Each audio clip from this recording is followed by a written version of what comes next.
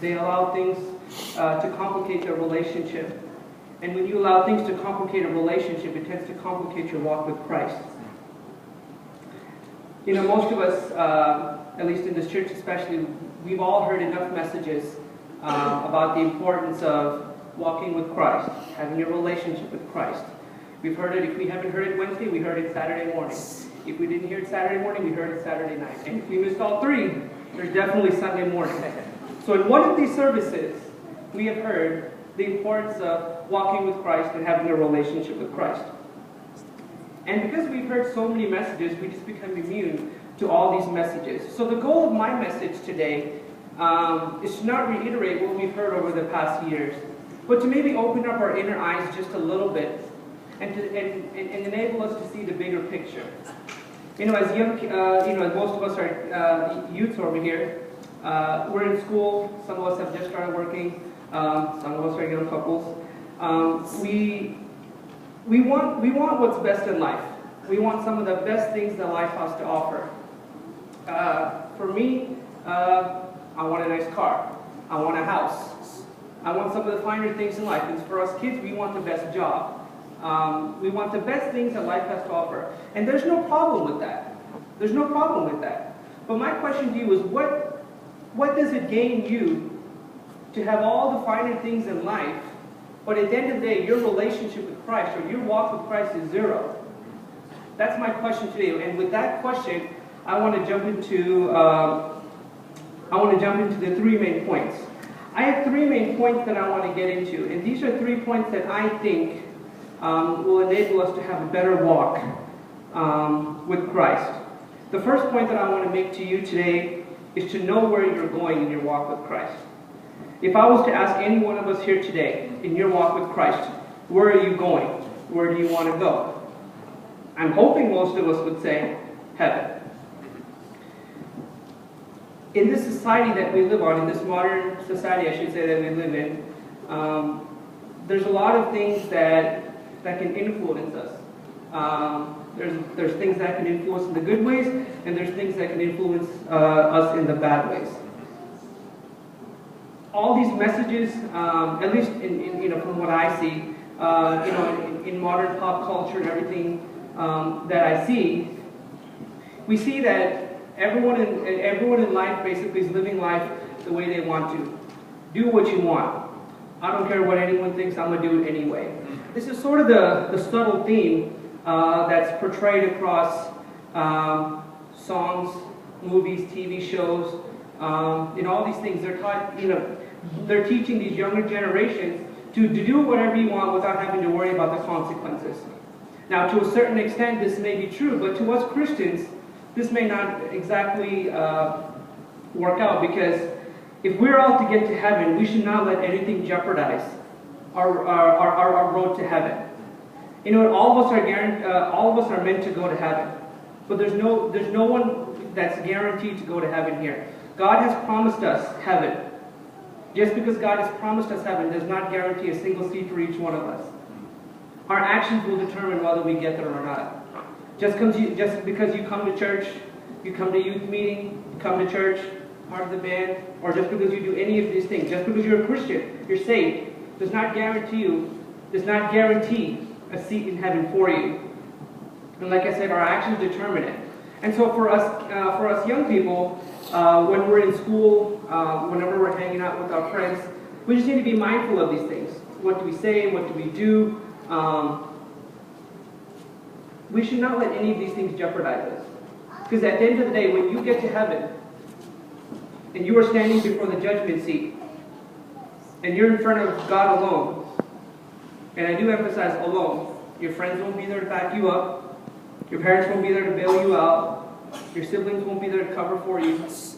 And when God asks you questions, why you did these things, I just truly hope we have an answer for these things. These are questions that I deal with personally.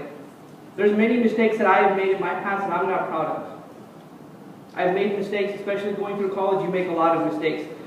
You have friends that you're not supposed to. You do things you're not supposed to. But at the end of the day, these are things that I will have to talk to God about. When God asks me these things, I honestly don't know what to say.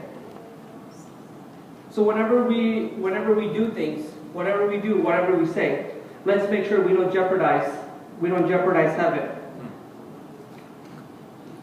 The next, so know where you're going. That's my first point.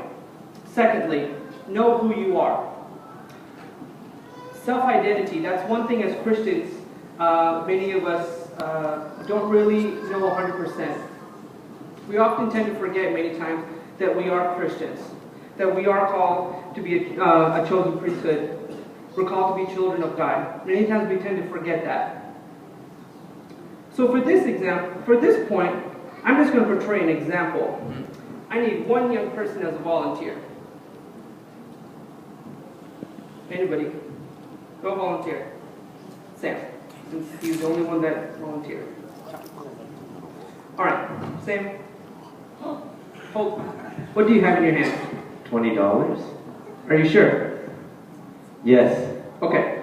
What I want you to do, I want you to wrinkle up the dollar bill. Okay. Wrinkle it up. Wrinkle it like you've never wrinkled before. Wrinkle it. Okay. Okay. Now unwrinkle it. Okay. What do you have in your hand? A wrinkled $20 bill? But it's $20, right? Yes, sir. That hasn't changed. That has not changed. Okay. Now I want you to wrinkle and throw it on the ground, and then stomp on it. Okay, I want you to unwrinkle it. Yes. What do you have in your hand? $20 bill. Okay. Well, you can keep it now because you stuffed my $20 bill. With this example, I want us to understand one thing. Next time I ask for a volunteer, hopefully someone will volunteer. Secondly, oftentimes what devil tries to do to us, devil will sometimes wrinkle us, devil will sometimes step on us.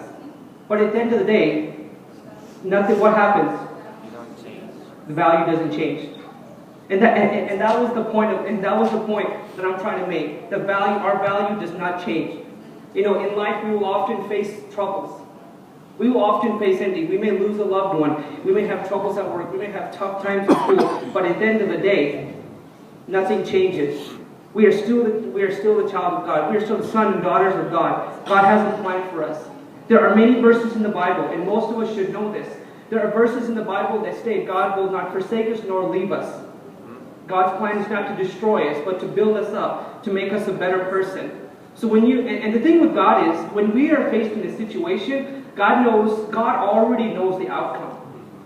So sometimes when you are put through a situation, I can say in my life, when I was put through certain situations, in the middle of it, I was a good God. Why would you do this to me?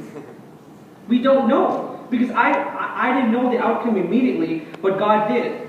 I can say that there are certain trials and temptations that I have gone through in life that I can say that it has made me a better person. But in the midst of it, you're right, I did doubt God. I was like, God, what are you doing?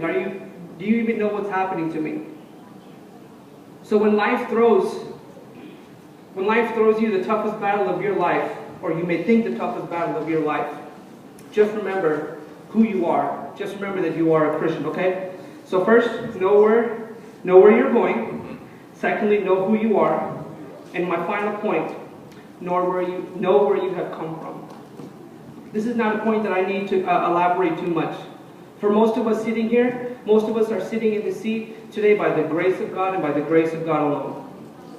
There are most of us sitting here that don't even know how we even got here. For our parents, you have each been put through trials and temptations.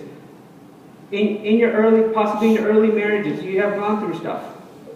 And you can now honestly say, you can look back onto your life. And that's one thing, to deviate from the topic, that's one thing I feel like most of us need to do every once in a while. We need to reflect on our lives, just to notice where we have come from. Occasionally when my dad, during family prayer, depending on how quickly we need to get the family prayer done, sometimes my dad will pray, and I'm not going to say it in Malayalam because I'm sure I'll butcher it, but he says a certain phrase that just catches my attention each time.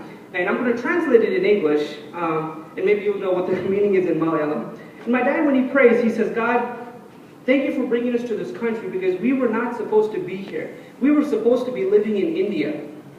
possibly working, possibly not having jobs, possibly with our children, not sure where their future was going to be. But Lord, thank you for bringing us to this country, despite the problems that we have. Thank you for bringing us to a place where we are able to worship freely, make decisions on our own, have a change of clothes, have the luxuries of life that you would never be able to have in India. Thank you, Lord, for all these things. And each time my dad says that, it catches my attention, because from my dad's eyes, from where we were to where we are now, God has brought us thus far. You know, anytime my dad faces a certain situation, my dad's faith is it's just rock solid. I just hope that my faith is like my dad. Because my dad says anytime he faces through a situation, he looks back on his life and he says, I have been through so much worse, this is nothing. The same God that has brought food to my family, provided us for us financially, blessed us as a family, is the same God that I serve today that will help me with this problem. And so when each one of us faces a situation, instead of trying to figure out mentally what we can do, just for a quick second, I want us to remember where God has brought us from. What all has God done for us? Because as Christians, as Malayali Christians especially, we are blessed with the finest things in life. We have cars, we have houses, clothes to change in. I mean, we have all these things. And yet we continue and continually ask for more. We continually ask for more. We ask us in each of our prayers, and me included, God bless us. God give me this, God blesses this, blesses that. You know, but how often do we say thank you? Thank you, God, for this. Thank you for that. Thank you for this. Thank you for this clothes that I have. Thank you for all these blessings in life that I often do forget to say thank you for. So just remember, know where you have come from. Know where you're going. Know who you are, and know where you have come from. You know, for parents, teaching your children to have the finer things in life is a good thing. Your child should be the best at what they can be. They should have the best education. They should go to the best school.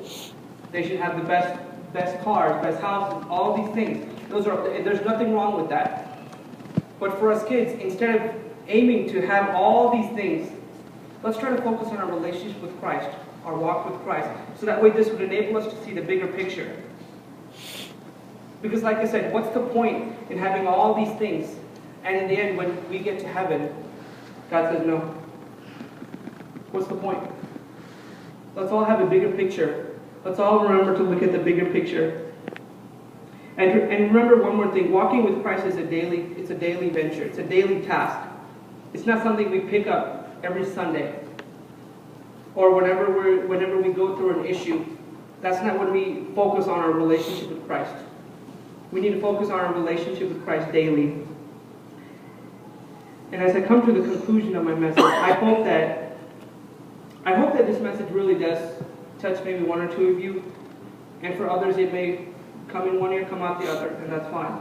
But I hope the point of my message is that to walk with Christ, to look at the bigger picture, know where you're going, know who you are, know where you have come from. Don't forget these things in life.